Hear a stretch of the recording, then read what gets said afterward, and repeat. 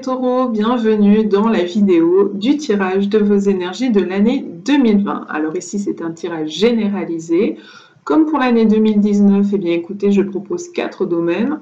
Le domaine professionnel, le domaine relationnel dans lequel peut venir s'instiller, pour ceux que ça intéresse, le domaine sentimental, le domaine de la vitalité et le domaine spirituel. Alors, vous avez quand même beaucoup de cartes, les taureaux, plus que d'autres signes. Les taureaux, au niveau professionnel, on va tout de suite commencer. En fait, non, j'ai un truc à vous dire. J'ai un truc à vous dire qui est que comme l'année dernière, en 2019, j'ai proposé une offre exceptionnelle, c'est-à-dire un tirage sous format vidéo, comme vous êtes en train de le voir là, 1 heure de vidéo avec moi dans les 2 domaines que vous souhaitez me voir explorer parmi la liste de domaines que je propose sur mon site internet. Donc pour tout savoir, eh bien vous allez juste en dessous dans la boîte de dialogue, il y a un lien qui va vous rediriger vers les détails de cette offre. Attention, place limitée, puisque j'ai déjà fait partir cette offre en priorité vers mes abonnés newsletter qui ont déjà pris pas mal de mes créneaux, de mes places. Donc du coup, là on en est à courant janvier et le nombre de places sera donc limité. Voilà, donc maintenant on se replonge dans votre tirage professionnel, les taureaux. Alors ici, on a le 2 d'épée, accompagné du 9 d'épée. Donc on est dans les épées, le mental, ça galope à l'intérieur de la tête, peut-être ça ressasse, ça rumine sur une situation professionnelle qui vous agace ou qui vous demande beaucoup d'efforts cognitifs, mental, intellectuels, beaucoup de stratégie. Mais on sent que ça vous étouffe, que ça vous épuise. Et en supplément, on a eu une arcane majeure qui est tempérance. Ça, c'est l'outil à utiliser face à la situation à traverser. Donc ici, il y a une signature de contrat. Pour ceux qui sont à la recherche d'emploi, je pense qu'il y a eu ou qu'il va y avoir un contrat qui se présente à vous, une offre qui va se présenter à vous. Pour ceux qui ont déjà signé un contrat, il se peut aussi que vous soyez, je ne sais pas, dans le commerce, etc. Il y aura peut-être beaucoup de contrats à signer tout au long de l'année, peut-être avec des nouveaux clients, des contrats majeurs. Il y aura des accords. Alors peut-être pour ceux qui sont au prud'homme, eh bien un accord pourrait être trouvé avec plutôt en dehors de la justice. En tout cas, un compromis pourrait être trouvé, une solution pourrait être trouvée. Pareil, si vous vivez une problématique avec votre employeur, avec vos employés, il y a l'idée de pouvoir trouver un compromis, de se mettre d'accord sur quelque chose, de trouver un accord. Pourquoi tout à l'heure, pour les prud'hommes, j'ai dit pas nécessairement en passant devant la justice, parce que si vous regardez bien, l'accord, il est sous un mouchoir blanc. Donc il y a l'idée de quelque chose qui pourrait être un peu caché, un accord caché, un accord non officiel. Pour d'autres, ça peut être un accord tout à fait officiel de signer un emploi, un contrat. Ça peut être aussi une proposition d'emploi au noir, ça c'est une possibilité. Ça vous fait du souci. Cet accord passé, ce contrat signé ou ce travail trouvé risque ensuite de vous causer beaucoup d'anxiété, beaucoup de soucis. Si vous n'avez pas signé de contrat, c'est simplement que vous êtes dans un travail stable dans votre profession actuelle. Ça vient nous parler du fait que ça devient difficile peut-être pour vous-même de négocier avec vos valeurs, votre vision de votre travail et la vision de votre employeur ou la vision qu'on vous en impose. Il y a des insomnies, il y a des ruminations mentales, des fatigues, des angoisses, de l'anxiété. Oui, vraiment, c'est le terme de rumination mentale qui revient le plus. Peut-être ça vous prend la tête. Peut-être on exige beaucoup de vous et toutes ces exigences vous dépassent, vous débordent. Des difficultés à se reposer une fois sorti du travail. Peut-être que vous continuez toujours de penser à votre travail en dehors de votre travail et que ça vient impacter l'ensemble de votre vie.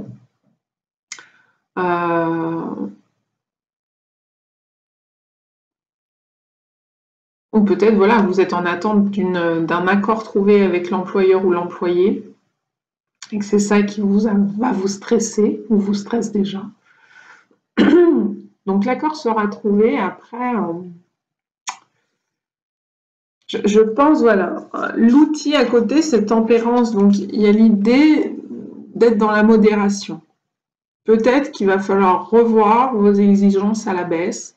Peut-être qu'il va falloir mettre de l'eau dans votre vin, faire avec des valeurs ou des fonctionnements qui vous déplaisent et qu'on vous impose.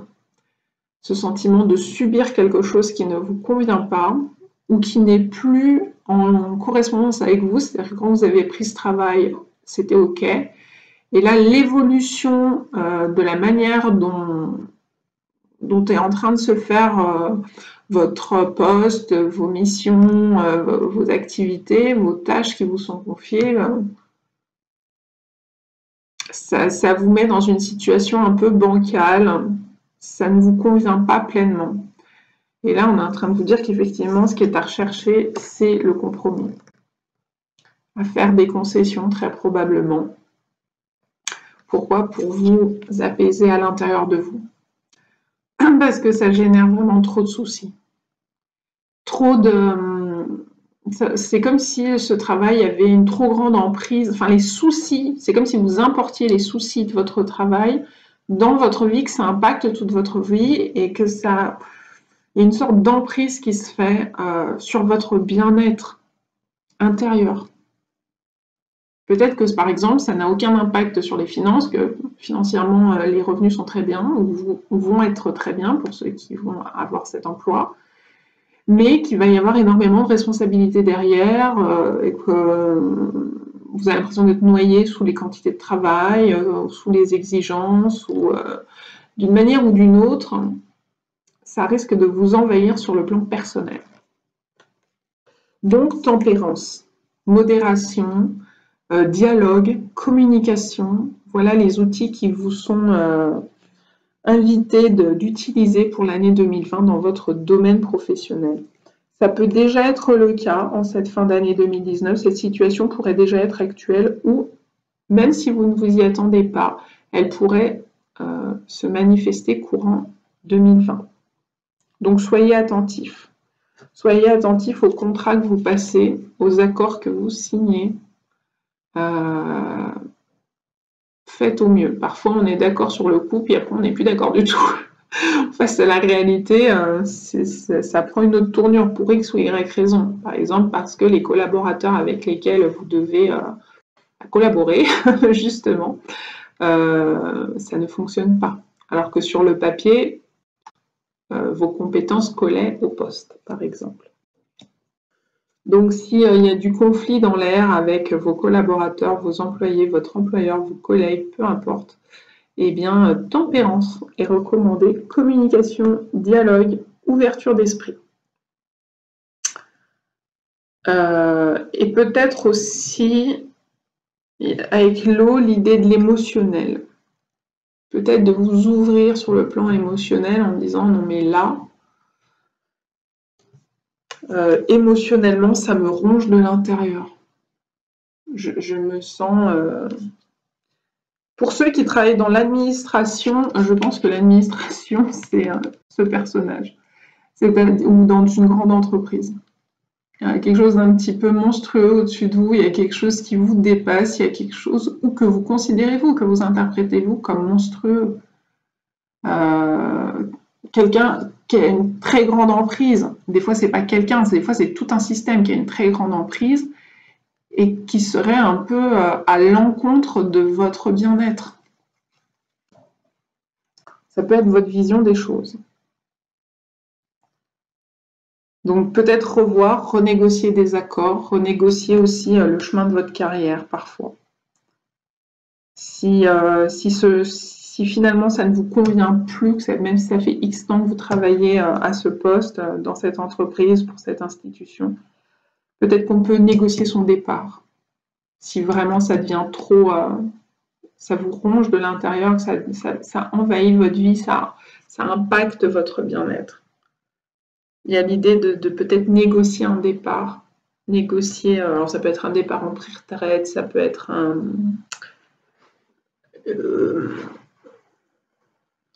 comment on appelle ça, mince? J'ai perdu le mot. Du coup, c'est pas un licenciement, c'est un... J'ai oublié le mot, je l'ai mangé, je suis désolée. Enfin, ça tourne autour d'une négociation, autour de ce départ, des indemnités de départ aussi peut-être. Vous acceptez d'être licencié, mais sous certaines conditions d'indemnité, etc. Voilà les taureaux. Dans le domaine amoureux, clairement, ça sent le domaine amoureux. Voilà pourquoi je dis ça, que je ne dis pas le domaine relationnel. Pour beaucoup d'autres signes, je parle de domaine relationnel qui recouvre le domaine de l'amitié, de la famille, des relations au travail, peu importe. Ici, vous avez quand même le cavalier de coupe qui est sorti en premier, donc chevalier du cœur, assorti de l'as de pentacle renversé, puis de l'as de coupe. Donc, moi j'ai envie de dire que pour ceux qui sont célibataires, très clairement, il y a une rencontre qui va se faire. Pour ceux qui sont en couple, ils peuvent avoir une proposition, une tentation, quelqu'un qui se présente à eux, une rencontre soudaine, qui pourrait leur faire chavirer le cœur. Ça ne veut pas dire pour autant qu'ils vont passer à l'acte. Alors, normalement, le tirage, il est pour vous, les taureaux. Donc, c'est plutôt, si vous êtes taureau, c'est plutôt vous qui allez rencontrer, qui allez faire cette rencontre, que cette personne, c'est vers vous qu'elle va venir. Parfois, rarement, dans certains cas, ce n'est pas adressé au taureau, mais au partenaire.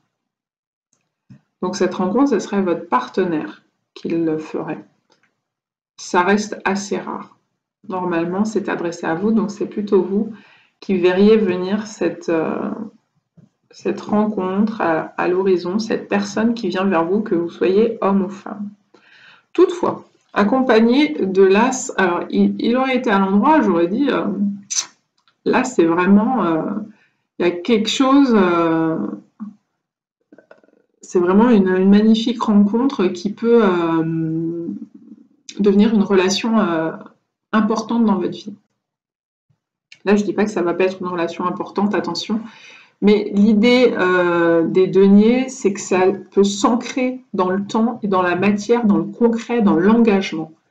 Le denier renversé, c'est que l'engagement reste compliqué. Alors c'est sûr que si vous êtes déjà en couple, vous engagez dans cette relation, pourrait être compliqué pour vous, peut-être que vous allez vous en tenir à une tentation du cœur ou à quelque chose de frivole et refuser l'engagement avec cette personne. Si vous êtes célibataire, il se peut que cette personne et cette rencontre soit vraiment un coup de cœur, un coup de foudre, enfin quelque chose de vraiment waouh, chouette. Avec un as de denier renversé, ça pourrait nous dire que la rencontre pourrait devenir une relation, mais que cette relation n'arrive pas à s'engager. Peut-être que d'ailleurs l'autre personne est elle-même en couple. Il faut savoir que le cavalier de coupe, parfois, ça peut être Casanova, ça peut être Don Juan, ça peut être au féminin ou au masculin.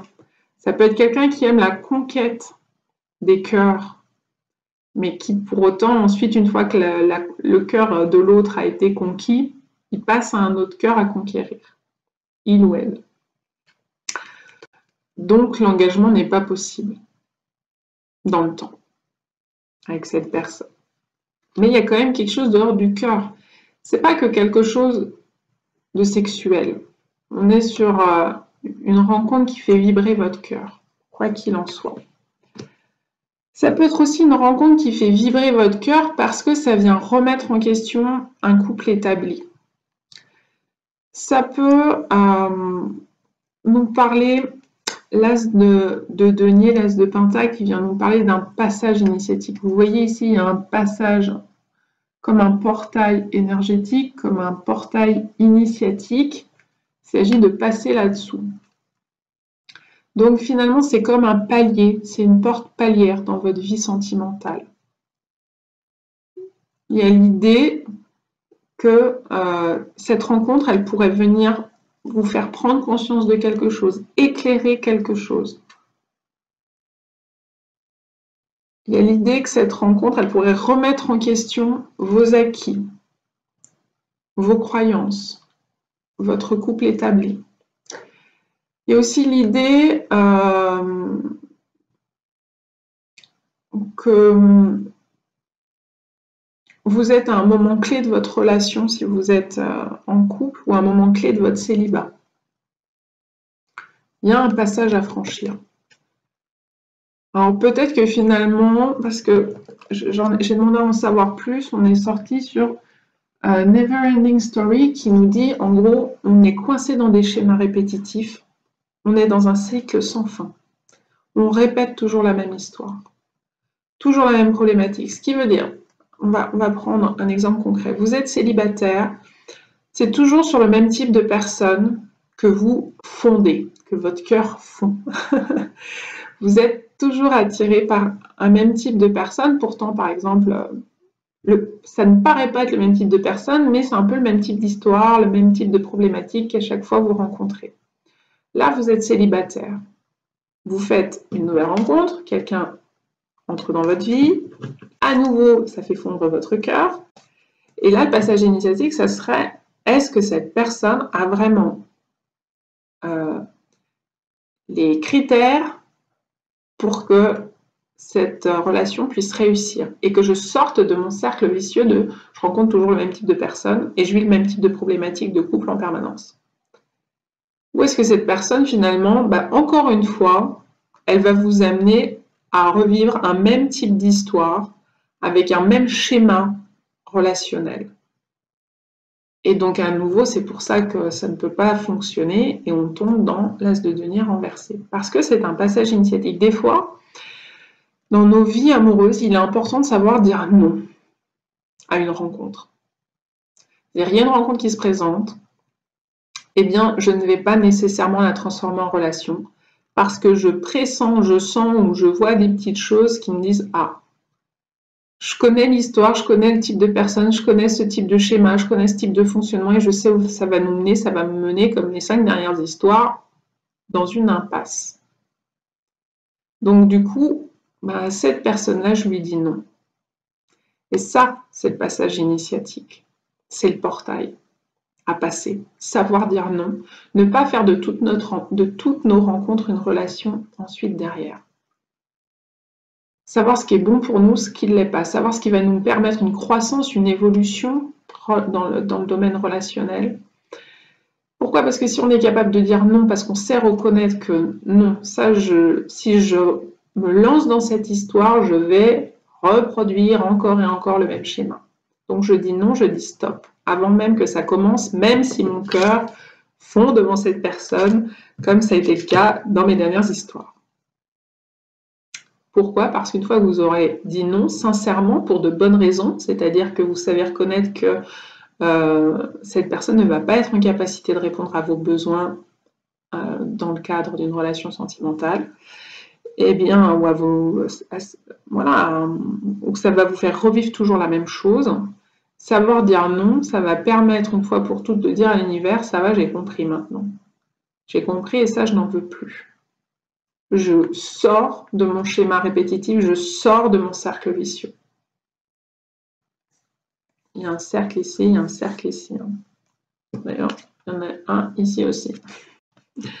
Donc, vous sortez de votre schéma répétitif volontairement, consciemment, et vous envoyez le message à l'univers. Du coup, l'univers se dit « Ah, ça y est, cette personne a commencé à comprendre qu'il y avait un schéma qui se répétait et qu'elle ne veut plus que ça se répète. » Et là, du coup, on va envoyer vers vous un autre type de rencontre, un autre type de personne. Par contre, si vous dites oui, vous ne passez pas, vous chutez sur la porte palière, juste devant ce passage initiatique. Vous ne passez pas le passage initiatique, vous ne franchissez pas le portail et vous retombez dans un schéma répétitif. Pour ceux qui sont en couple, vous adaptez ça, c'est assez proche de, par exemple, en ce moment, vous vivez un passage initiatique dans votre vie de couple. Il y a quelque chose d'important à vivre, à comprendre. Par exemple, votre vie de couple, c'est toujours les mêmes crises autour des mêmes problématiques, etc. Ça tourne en rond. Ça tourne en rond. Il y a un passage initiatique à franchir. Le fait est que la carte est retournée. Je ne vais pas vous mentir, il y a des chances que vous cassez la binette. Donc, maintenant que c'est dit, que vous le savez, vous ne pouvez plus vous cacher derrière « j'ignore que je risque d'alimenter un schéma répétitif ». Donc je suis capable de redresser cette énergie, de voir le truc venir, et de ne pas me casser la binette, et d'être capable de franchir le portail. Voilà les taureaux.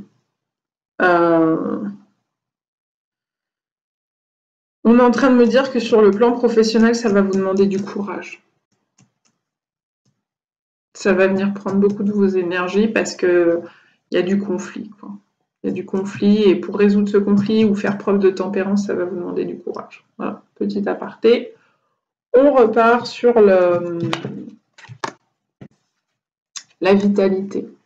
Alors la vitalité, elle peut être en lien, je vais y arriver, elle peut être en lien avec votre professionnel, avec votre domaine amoureux. Oui, dans les deux cas, il se peut même qu'on retrouve une énergie assez... moi, je trouve que les énergies de ces deux domaines se font écho. On sent que c'est pas fluide, c'est pas confortable et simple. C'est un peu comme si vous alliez être mis à l'épreuve dans ces deux domaines-là. Vitalité. On a l'instant présent qui est sorti renversé, comme ceci. On a la foudre qui correspond à la maison Dieu, qui est une arcane majeure. Et puis, on a la conscience qui correspond au chariot, qui est sorti aligné. Donc ici, très clairement, ce qu'on vous dit, c'est que vous avez du mal à rester dans l'instant présent. Si vous ruminez, rumination mentale, c'est que vous êtes dans le passé et que vous n'arrivez plus à être dans le présent. Vous pouvez aussi vous projeter dans l'avenir en disant si je fais comme ci, si je fais comme ça, on peut se faire des scénarios, on peut s'en faire plein tous les jours. Et anticiper et imaginer imaginer le pire d'ailleurs, ou imaginer des stratégies pour se sortir de là où on est, etc. On se projette dans le futur. On a du mal à rester dans l'instant présent. C'est rien de le faire de temps en temps, c'est même plutôt humain. Mais si on le fait tout le temps, on n'arrive plus à vivre l'instant présent. On est comme déconnecté de l'instant présent. On n'arrive pas à vivre l'instant présent en conscience. Je suis là, ici et maintenant. Et voilà, si ici et maintenant je suis en train de manger du raisin, je profite de ce que je suis en train de manger et je savoure mon raisin ou n'importe quel autre aliment. Si je suis en train d'écouter de la musique ou de regarder cette vidéo, je porte ma conscience sur cet instant présent. J'essaye pas de multiplier les tâches et les activités pour gagner du temps, pour en faire encore plus partout, etc. Parce qu'au final, vous en perdez du temps sur le plan intérieur. C'est-à-dire que vous brassez, quoi. Vous brassez des énergies et ça ne vous apporte pas un état de paix intérieure, ni un état de paix extérieur. Soyez attentifs à ça, les taureaux. Là, je pense qu'il y a une mise en garde sur cette idée de vous êtes en train de passer à côté de vivre à l'instant présent, de vivre à l'ici et maintenant. Alors que finalement, le passé n'existe déjà plus et le futur n'existe pas encore. Donc passer son temps à naviguer entre le futur et le passé, c'est à naviguer dans des choses qui n'existent pas, donc dans l'illusion, dans de l'illusion. Donc ça n'aide pas. Si vous avez suivi, peut-être que c'est le cas parmi certains d'entre vous, les sessions de méditation de 21 jours de Deepak Chopra, là, au mois de novembre, ça parlait du temps, de son rapport au temps. Courir toujours après le temps, parce qu'on veut tellement faire plein de choses à la fois, se sentir toujours pressé, ne pas avoir le temps pour faire ceci, pour faire cela. Puis en vérité, ce temps-là, on l'utilise à faire des choses futiles. Parfois, ça nous fait du bien hein, de faire des choses futiles aussi. On n'est pas toujours obligé de faire des choses utiles, mais parfois, ça nous décompresse pas ces choses futiles qu'on fait. Parfois, voilà, on se prend la tête un petit peu, beaucoup, ça nous ronge nos énergies de l'intérieur, ça nous pompe plus exactement nos énergies de l'intérieur. Et là, très clairement, on vous invite à avoir une prise de conscience, mais majeure, parce qu'on est déjà sur 2 arcanes majeurs, et on est dans quelque chose qui met en cause votre vitalité. En gros, cette prise de conscience, elle est nécessaire pour continuer de vous alimenter en énergie vitale et continuer que vos corps physiques et énergétiques puissent fonctionner correctement. Donc, on le voit, hein, ici, il n'y a pas d'arcane majeure. Ici, il y en a une, mais c'était l'outil, puis c'était la dernière, quoi. C'était l'outil à utiliser, c'est tempérance. Tempérance, la modération, elle aide aussi hein, à rester dans le ici et maintenant, dans l'instant présent. Parce que c'est quand on commence à en faire des caisses, à imaginer le pire ou à ruminer par excès le passé, ce qui est passé, on ne peut plus rien y changer, que finalement on perd à la fois l'instant présent et à la fois tempérance. Donc ici, il y a une vraie prise de conscience qui est nécessaire. Et très clairement, de ce que j'en ressens et de ce que j'en vois, on est en train de vous dire mieux vaut qu'elle vienne de l'intérieur de vous-même, cette prise de conscience, plutôt qu'elle vous tombe dessus et qu'elle vienne de l'extérieur. En gros, il vaut mieux la choisir, la faire émerger par vous-même, cette prise de conscience, que de devoir la subir, cette prise de conscience forcée.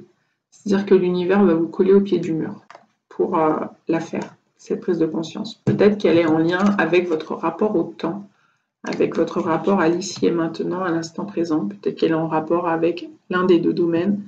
Mais ce qui est sûr, c'est qu'ici, avec un passage initiatique, notamment renversé, mais même si on est capable de redresser l'énergie, hein, ce qui est tout à fait possible, hein, les taureaux, il n'y a pas de fatalité, vous pouvez tout à fait le passer, hein, ce portail initiatique, mais c'est une demande.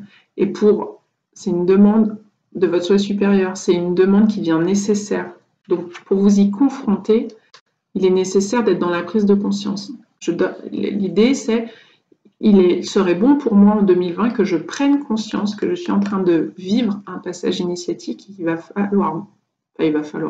serait mieux, il serait bénéfique que je passe de l'autre côté de ce portail et que je ne reste pas coincée là où je suis coincée actuellement. Et que je ne me casse pas la figure juste avant le passage. Donc, de sortir de ce schéma répétitif ou peut-être de ce déni de conscience. Vous voyez, genre je veux pas voir, je veux passer à autre chose. Je veux pas me confronter à ça parce que ça me bouscule trop intérieurement. Donc du coup, vaut mieux que ça émerge de l'intérieur plutôt que d'avoir à prendre la foudre de l'extérieur. Parce que croyez-moi, en général, la foudre qu'on subit, d'abord elle laisse peu de choix, ensuite derrière. Et ça peut être un peu violent, un peu abrupt à réceptionner. Alors que quand on réussit à faire émerger la prise de conscience de l'intérieur en se disant « Ok, je sors de mon déni, j'accepte de regarder les choses en face telles qu'elles sont vraiment, et j'accepte de voir que par exemple je suis collée dans un schéma répétitif et qu'il est temps de changer quelque chose ou qu'il est temps de faire preuve de tempérance, peut-être moins de colère, moins d'excès, d'humeur, des hauts et des bas, et de trouver quelque chose de plus modéré, avec une moins grande amplitude émotionnelle. Accepter que je suis face à un passage là, à l'année 2020, et j'ai envie de vous dire, c'est probablement pas fini pour vous les taureaux, sans vouloir vous décourager, mais voilà, j'ai envie de vous dire, si vous y collez pas en 2020, mais peut-être que ça devrait être 2021, 2022, etc.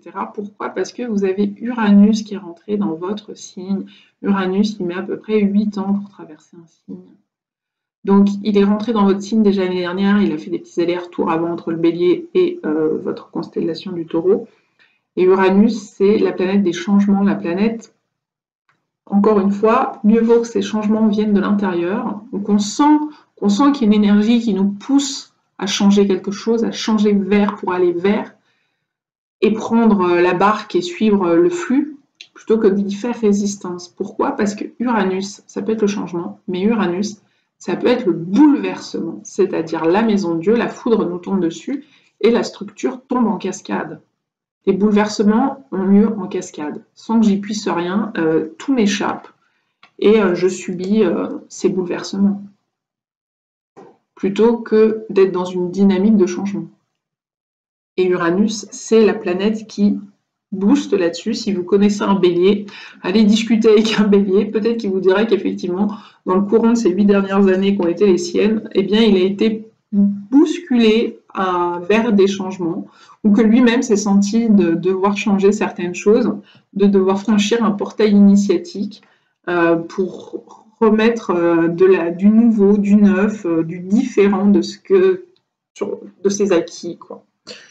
Voilà. Donc en ce qui concerne le spirituel, eh ben, on a la vacuité, qui effraie toujours parce que c'est une carte toute noire. ne paniquez pas.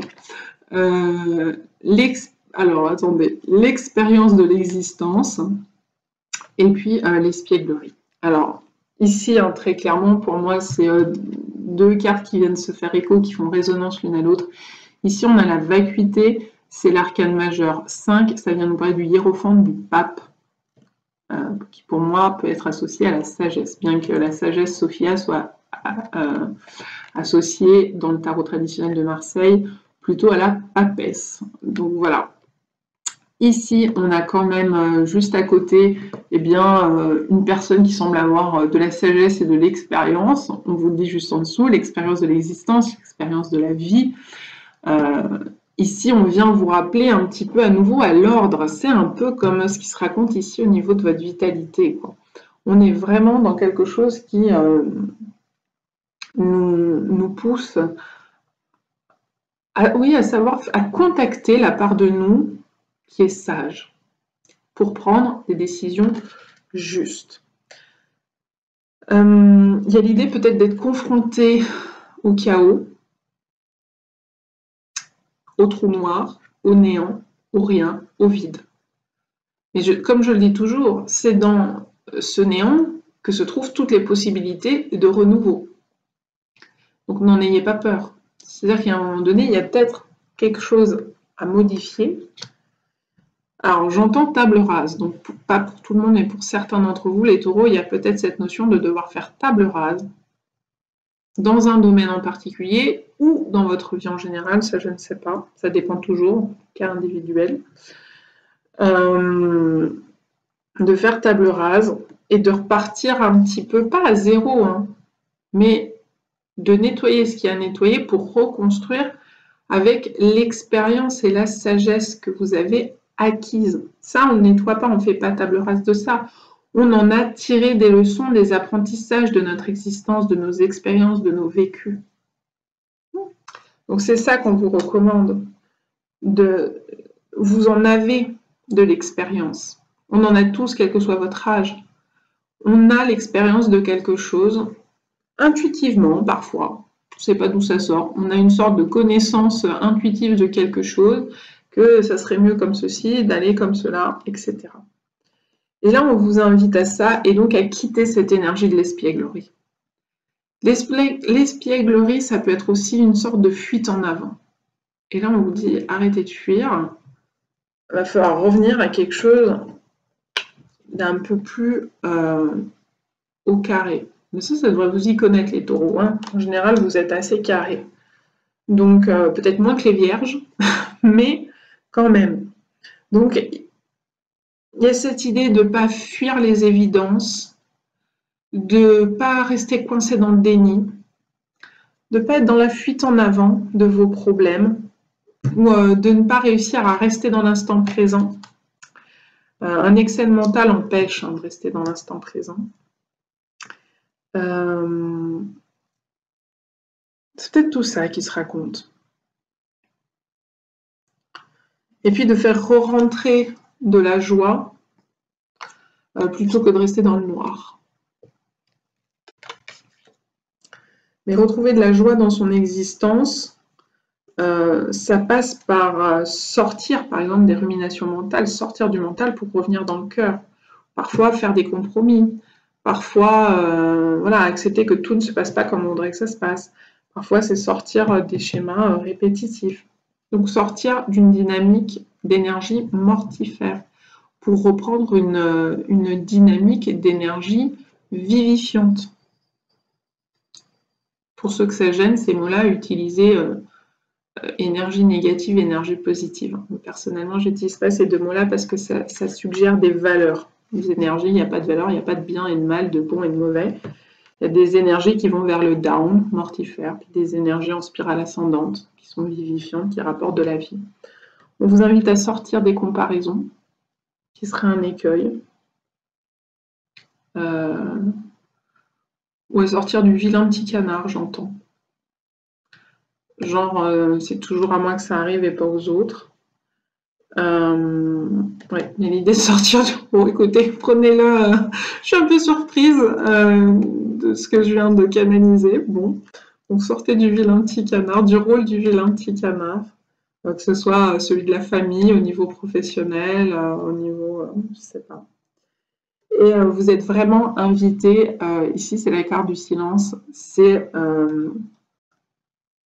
ce que je vous disais tout à l'heure, à retrouver une paix intérieure, un silence intérieur, faire taire ce mental qui semblerait un peu trop excessif, les taureaux, sortir des ruminations, sortir des films qu'on se fait, du passé, du futur, rester au maximum possible dans le présent, pour ça, faire taire cette voix, alors la voix du mental, pas votre intuition, mais souvent on n'entend pas notre voix intérieure de l'intuition quand il y a trop de mental.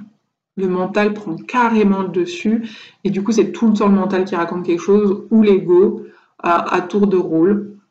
Alors l'ego c'est pour moi c'est les blessures, les conditionnements, les peurs, les croyances, voilà tout ça. Donc à tour de rôle ils font une conversation l'un avec l'autre et tout ça ça prend de la place et de l'énergie. Et ça empêche votre petite voix qui est toute petite, la voix de votre cœur, votre voix intérieure qu'on arrive à peine à entendre. Pourquoi? Parce qu'elle parle subtilement, cette voix intérieure. Pourquoi? Parce qu'elle est sur des plans subtils. Donc du coup, il faut faire taire le reste pour pouvoir entendre sa petite voix intérieure. Donc le silence est recommandé. Silence intérieur, paix intérieure, sagesse, faire le vide, ne pas être dans le déni, enfin voilà, ça c'est tous des outils qu'on est en train de vous donner, ça va permettre quoi? La régénération. Voilà. Donc, passez plus de temps à vous observer, vous, dans vos comportements. Hein. L'idée aussi du silence, c'est aussi ça, c'est être dans la contemplation, et c'est ça qui va aussi permettre l'instant présent. S'émerveiller, je vous disais, faire rentrer la joie dans votre vie, c'est s'émerveiller de ce qui se vit à l'instant présent. Ça peut être s'émerveiller d'un coucher de soleil, s'émerveiller des premiers pas de votre enfant ou même de l'enfant de quelqu'un d'autre. Voilà, c'est s'émerveiller des petits bonheurs du quotidien. Rester dans l'instant présent. Hein. Un coucher de soleil, c'est dans l'instant présent. Que ça soit, si je dis, attends, je ne peux pas mettre sur pause pour aller le voir quand j'aurai du temps. Quand j'aurai fini le bain, la douche, à manger, je sais pas quoi, les devoirs et nanana, nanana. Ou ma quantité de travail phénoménale. Non. L'instant présent se cueille dans l'ici et maintenant. Un coucher de soleil, un lever de lune, c'est dans l'ici et maintenant, c'est tout de suite, l'univers n'attend pas. C'est à vous de trouver comment gérer votre temps, ou vos priorités, ou votre richesse intérieure pour faire réentrer de la joie, de l'émerveillement dans votre vie, remettre du silence, remettre des temps de pause, de méditation, de contemplation, de la nature, de l'extérieur, de ce qui se passe, plutôt que d'être dans la surréaction ou la réaction. Prenez un temps de recul, tempérance, prenez un temps de recul avant de pouvoir agir, réagir à ce que vous venez de vivre. Et là, il y a quelque chose de l'ordre de la contemplation extérieure, mais aussi de la contemplation intérieure, de l'auto-contemplation, de l'auto-observation.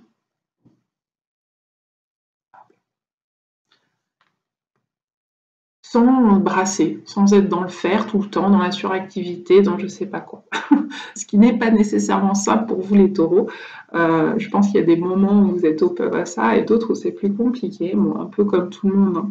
Mais au final, faites redescendre la pression comme ça, en étant juste capable d'être dans la contemplation. C'est ça qui va vous apporter le silence intérieur, la paix intérieure, le mental qui se tait, qui s'éteint petit à petit, et la petite voix qui peut se faire entendre pour mieux nous diriger vers les choix justes, les passages initiatiques et donc notre évolution, notre croissance. Les taureaux, je vous ai fait une vidéo de 40 minutes. Donc je pense que vous en avez plein la tête si vous avez écouté ces 40 minutes jusqu'au bout. Je vous souhaite une bonne année 2020, quoi qu'il en soit. Et je vous dis à bientôt.